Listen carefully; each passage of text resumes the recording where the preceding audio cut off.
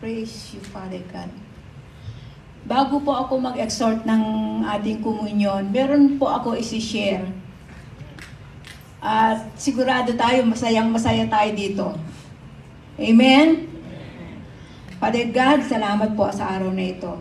Maibahagi ko po ng maayos ang iyong salita para sa lahat. Sa pangalan ni Jesus, Amen.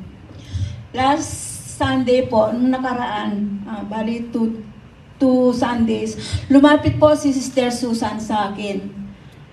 Tapos sabi niya, Presi, kanta ka. Sabi ko, hindi. Ganun lang. Tapos po, tahimik na kami. Nakaupo kami doon sa likod. Tapos biglang pinaalala sa akin ng Holy Spirit. Di ba may pinapagawa si Pastora sa'yo? Pastora Lydia? Biglang ganun po. Sabi ko, San, meron palang pinagagawa si Pastora Lydia sa akin sa panaginip. Ito po ang panaginip ko. Nag-uusap kami ni Pastora Lydia kasama yung mga intercessor, mga kasama namin. Ang sabi sa akin, Presi, kumanta ka. Siyempre, hindi ko naman sasabihin, bakit Pastor, ba't ako? Ay, wag ako magtatanong. Kumanta ka.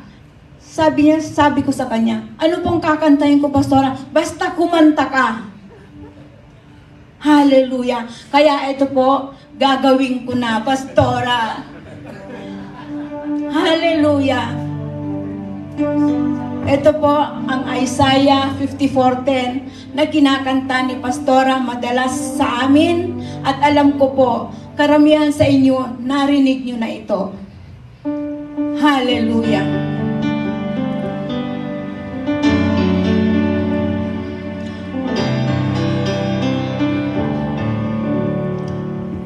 Though the mountains be shaken and the hills be removed, yet my unfailing love will never be shaken, nor my covenant be removed. For I have compassion on you.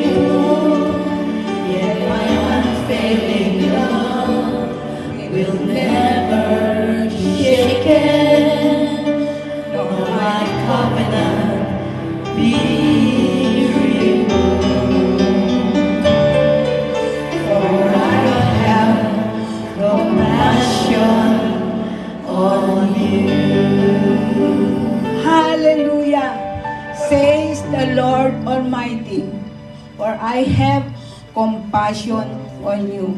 Hallelujah. Thank you, Father God. Ngayon po, selyuhan natin ang salita ng Panginoon sa pamamagitan ng ating pangungumunyon. Hallelujah. Thank you, Jesus. Thank you, Lord. Hallelujah.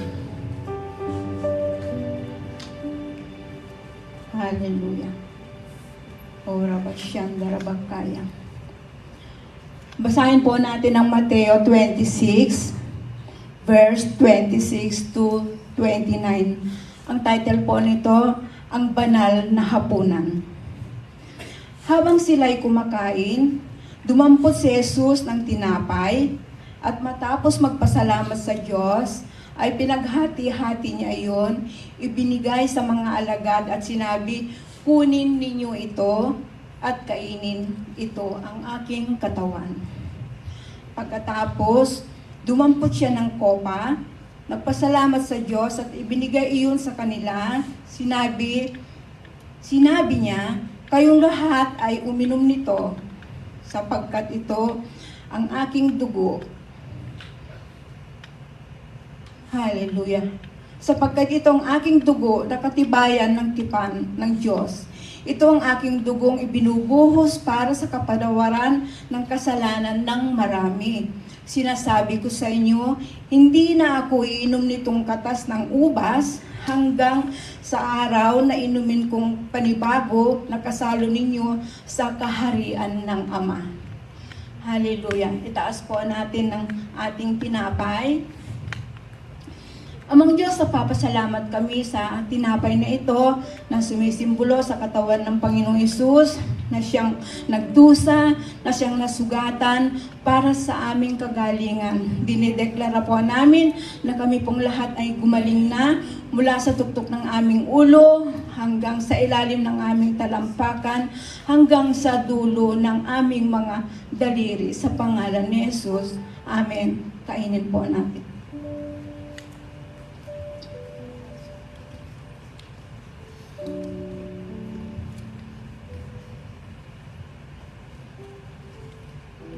Po natin ang ating katas ng ubas. Salamat po, Ama, sa dugo ng Panginoon Hesus na siyang nabuhos para sa amin, para sa aming kapatawaran. Salamat po at ganap niyo na po kaming nilinis sa aming mga karumihan. Maraming salamat po, Ama, at dinedeklara namin na walang pinanday na bagay ang diablong kaaway upang sa amin ay makalapit, makapanakit sa pangalan ng Panginoong Hesus. Amen. Inumin po natin.